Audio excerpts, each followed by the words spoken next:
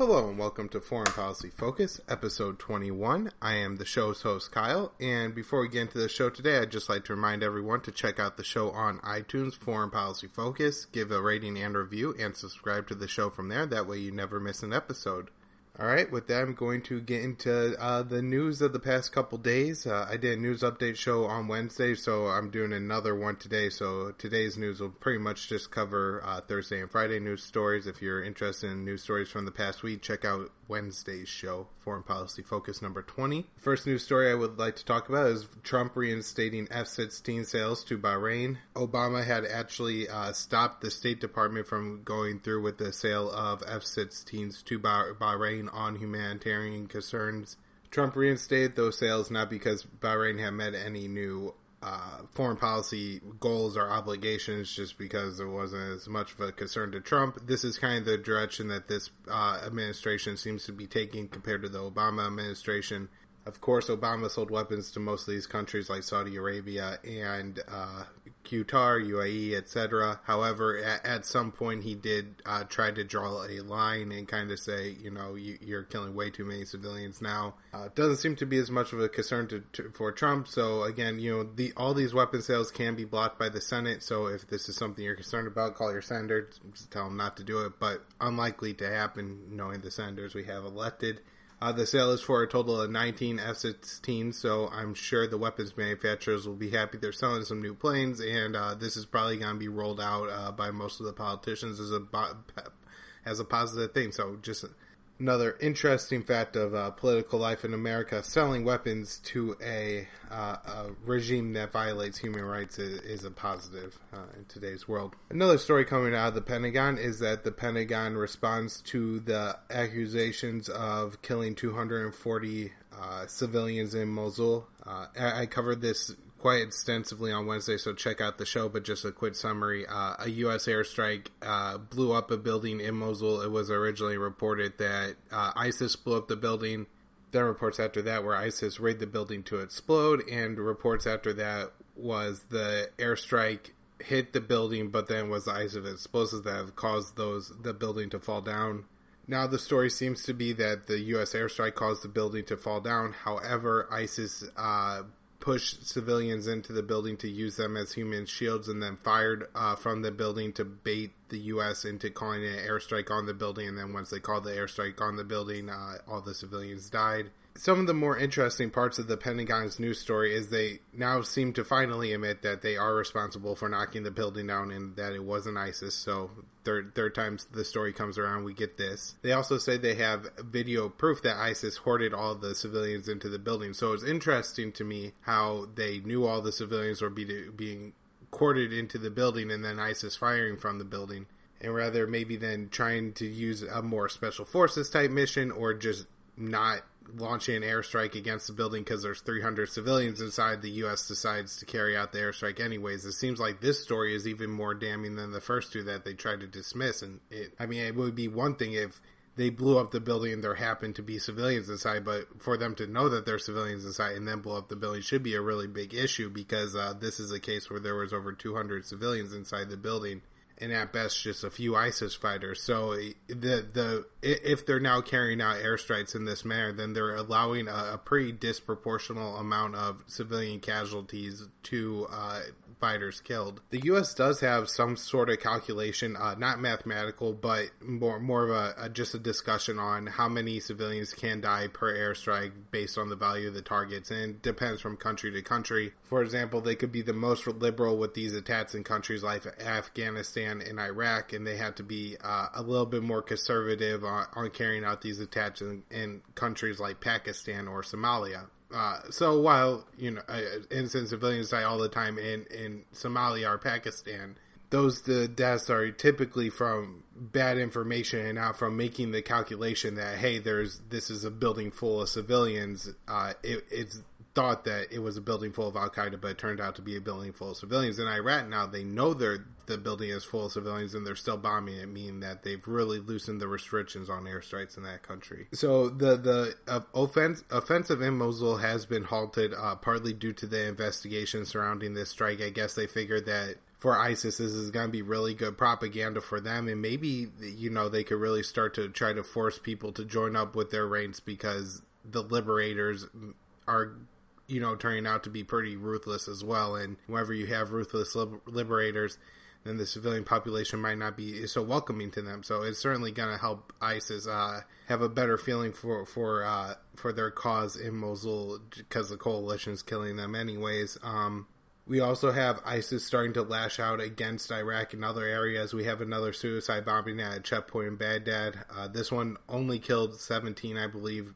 Previous suicide bombings in Baghdad have killed like 50 people in a weekend. This has more or less been the ISIS MO, that whenever they start to lose territory, especially in Iraq, they lash out against either Western or Western-backed government targets. So the Baghdad government targets in Europe. In Afghanistan, they try to attack U.S. or German bases, stuff like this. Other news is that the U.S. is carrying out 500 bombings each week in Mosul. So, like I said, just with the information I was giving you all before about them loosening the restrictions on the airstrikes, they're dropping 500 a week. So they're pretty loose with the amount of civilians they're willing to kill, and they're killing 500 a week. I think we could expect a pretty high civilian death toll coming out of Mosul, and this certainly won't help the cause of the Iraqi government or the American armed forces trying to rule Mosul. Eventually, somebody's going to have to come to power in that city, or ISIS is just going to take back over. So it'll be interesting to see the outcome there, but I was seriously think that would be a good idea, that if you're trying to wage a counter-insurgency, not to slaughter the civilians and make them more sympathetic to the insurgency. A U.S. general has acknowledged not what I just said, but that there are a lot of civilian deaths coming out of Iraq, and rather than saying that we're going to try to cut down, he just said there's going to be more to come. So I think it's a pretty good indication that when the Pentagon's telling you that we're going to be killing civilians, to expect a lot of civilian deaths coming out of Mosul. More news coming out of Mosul. The U.S. Bat Coalition has over 500 casualties from the Battle of Mosul. This includes both East and West Mosul. About 1,000 of those 5,000 casualties are soldiers who have been killed. Most of these are, I'm assuming, Iraqi government soldiers. Maybe there's some Shia militia soldiers or Kurdish soldiers involved. I'm not sure that if an American soldier has actually died from the Battle of Mosul yet. They may have died in other operations around Iraq, but a couple U.S. servicemen did die since the Battle of Mosul started in Iraq. The U.S. seems to have made a policy shift in Syria, and this is comments coming from Tillerson and Nikki Haley. Essentially what these two are telling us is that the U.S. is going to stop pushing and having their policy being Assad needs to go. This is certainly a step in meeting with reality. It's become pretty clear at this point that Assad is not going to be losing the Syrian civil war. His troops are working on cleaning up the Syrian rebels, the not ISIS Syrian rebels, the Al-Qaeda linked Syrian rebels from the Aleppo province. They're making progress in getting rid of rebels holding towns in and around Damascus, same with the south of Syria. So it's looking more and more each day like Assad will be the victor in the civil war, if all things continue how they are. Obviously, if the U.S. puts 10,000 troops into Syria and then goes to war with Assad, we may see a different outcome, but likely result right now is Assad will win. This may also be a realization, this would be an important one coming from the Trump administration, that if Assad does fall, the people left to pick up the power are Al-Qaeda and ISIS. And so, while you may not like Assad, you may not think Assad's a good guy, Assad is better than Al-Qaeda and ISIS.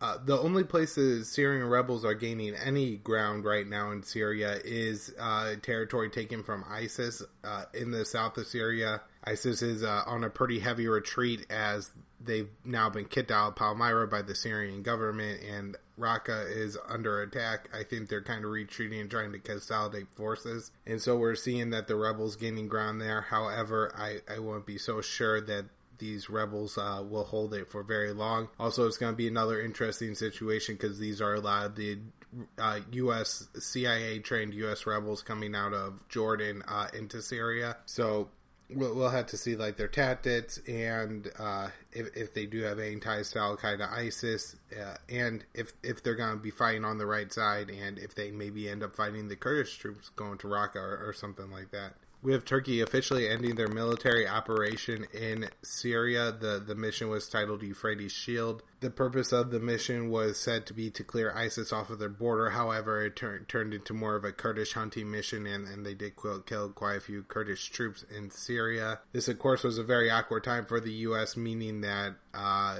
Trump was butting heads at times with his NATO ally in Erdogan. Turkey didn't announce if their troops are coming home or if they're going to remain in towns that they control, like Al-Bab. So it'll be interesting to see what happens there. This may just all be a little game, so Erdogan can run around and say he won a war in Syria and defeated the Kurds.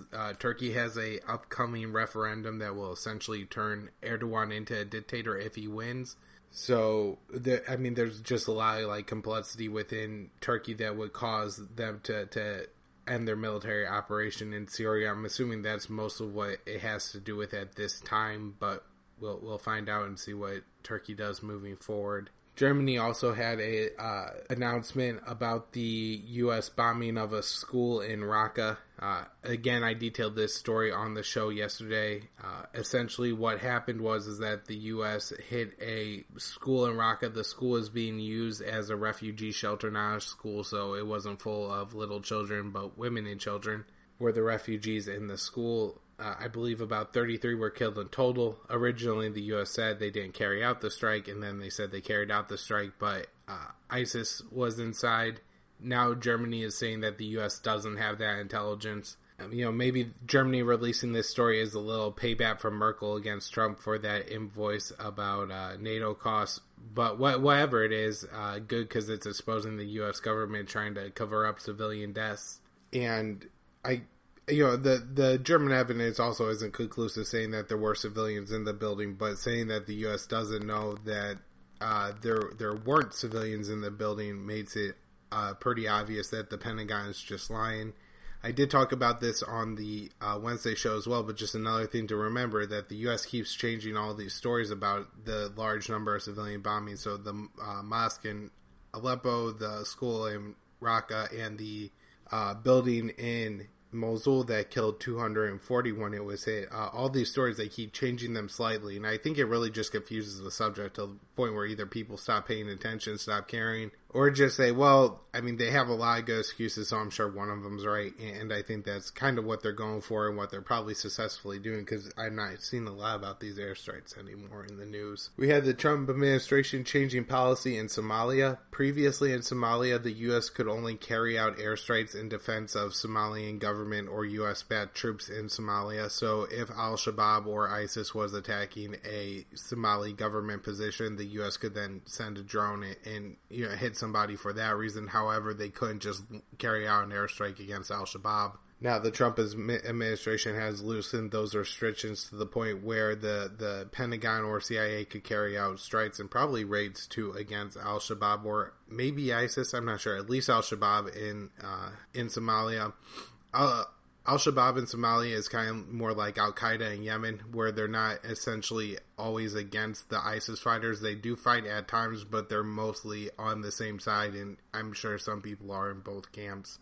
The situation in Somalia I've talked about in another show, but I think it's just worth me reminding everyone that this is a case where the U.S. has been intervening in the country well before September 11th, I believe. Even under the Clinton administration, we really had policies where we were involved in Somalia, either trying to prop up dictators or warlords. And now with the U.S. interventionism all over the Middle East and Africa, it's created quite a large Al-Shabaab presence in Somalia, and now the U.S. is having to escalate more and more. Every time, everything we do in Somalia, everything we do in the Middle East, we just see this pattern of we do a little something, and so we start by trying to fund a government that's maybe a little bit oppressive, but we see it as being better than the alternative. And then the government falls and warlords take over, and then we try to bat the best warlord, and then the best warlord ends up being worse than the worst people on the planet, and so then You have groups rise up to try to fight off those warlords. Those groups not only are mad at the warlords, but they're mad at the U.S. for backing the warlords. Eventually, the warlords are so brutal that the other people are able to get enough popular support to take over the country. Those people then try to form a government, but since they destroyed the U.S. warlords, the U.S. will destroy that government and send the country into chaos. And this has really been the story of Somalia, where we just have the U.S. doing more and more and more, and now it's getting to the point where we're carrying out an offensive drone war in Somalia. It seems to me that the next step after this would be a pretty significant U.S. ground force presence in the country and maybe an active air bombing campaign, similar to maybe something that we're doing in Syria. So definitely worth keeping our eyes on, definitely something to be concerned about. Because every time one of the U.S. interventions fails, without the government being willing to admit that they made a mistake with the intervention in the first place, their only solution is to intervene more. So the problem is never that we were there in the first place. The problem is we didn't do enough while we were there the first time. And with the situation in Somalia escalating so far, it doesn't have much further to go until the U.S. is in all-out war in the country. Other news from around the Middle East. Israel announces that their first settlement expansion in 20 years. This is pretty significant. It seems like Israel is pretty much just going to let settlers go and move in and take over Palestinian land in the West Bank and East Jerusalem. At least I'm not sure about Gaza. The story didn't mention it. Again, Israel will again get diplomatic cover from the UN with the backing of the US, and this is going to allow them to continue to steal land from the Palestinians and oppress the people in Palestine without facing any international repercussions. Certainly what the Israelis are doing and the conditions that the Palestinians are living under is worse than conditions in countries where the U.S. has put heavy sanctions on the government for humanitarian reasons. If we think about countries like Iran or Russia, the situation in Israel is far worse for the Palestinians, who you could lose a home that's been in your family for 200 or 300 years because somebody from New York who claims a Jewish descendants could go to that country and, according to the Israeli government, legally take it from you. And so whenever this is the situation, there should be international repercussions from this, but the protection from the UN allows this. One interesting thing about this is that Trump had kind of tried to tell Israel to back down on the settlement expansion. Obviously, he was well short of any sort of condemnation that he should have had about the settlements. But saying something is better than saying nothing, I suppose. And this seems to be Bibi Netanyahu kind of sticking his finger in Trump's eye on this one and kind of saying, Trump, I'm going to do what I want. This was something that was talked about when Trump got elected. It is how these two leaders would get along, because Bibi apparently has a pretty big ego and doesn't like to be told what to do. And a lot of people speculated that personality and Trump's personality won't work out well. However, the overarching narrative was always, well, Israel receives $3.8 billion in military aid from the U.S. each year. Don't you think that he's gonna fall in line with Trump just for the money? And it turns out that maybe that's not the case. So we'll see where this relationship goes, but certainly a splitting of the U.S. and Israeli relationship would be good for the U.S. because Israel has really pushed U.S. intervention in the Middle East since 2001. I mean, the Iraq War was really, Israel was really happy about the Israeli lobby, and the U.S. pushed really hard for it, and that's part of the reason why we had the neoconservative takeover there, in an attempt to take over Iraq. Again, just we'll see, but a splitting of U.S. and Israel policy wouldn't necessarily be a bad thing for the U.S. Finally, we have more war in Yemen. So I was listening to an interview with Yemeni journalist Nasser Arabi today, and he was explaining that the Saudi military defense minister, and he was explaining that the Saudi defense minister had talked to Trump about 2 or 3 weeks ago, and the conversation went well from the perspective of the Saudi defense minister. At this point, the Saudi defense minister is essentially the ruler of Saudi Arabia. His, I believe, uncle is on the throne, but he's next in line, and I guess his uncle is so old that he really, cognitively, the functioning's just not there. Anytime he gives a speech, he has to just read literally like word for word what's in front of him on an iPad, or he really can't do much. So this defense minister is in charge. He meets with Trump, and it seems like Trump, the defense minister has Trump's ear because the U.S. Is considering escalating in Yemen. This escalation will probably look like more U.S. support for Yemen against the Houthis. Maybe we'll see the U.S. starting to carry out a war directly against the Houthis. Right now, the situation in Yemen is really complex and won't make sense to most people because it doesn't make sense.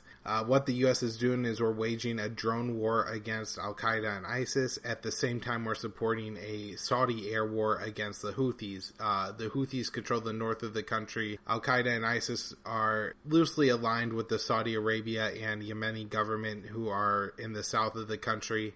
And the Houthis and Al-Qaeda and ISIS are bitter enemies, so at this point the U.S.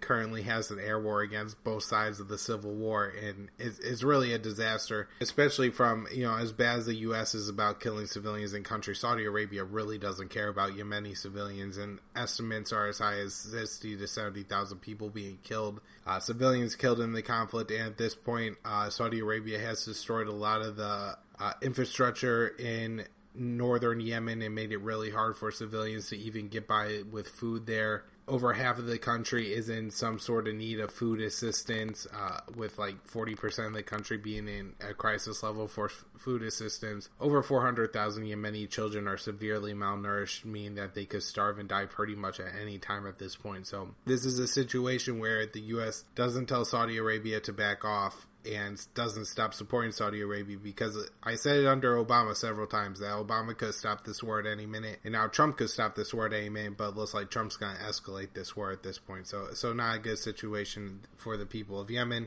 I suggest everybody check out Foreign Policy Focus 19. It's a show I did on Monday, really detailing the Yemeni conflict and all the players, all the parts, all the pieces. So if that's something you're interested in, check that out. Alright, that's where I'm going to wrap up the show for the week. Everybody who likes the show, check out the Facebook group Foreign Policy Focus.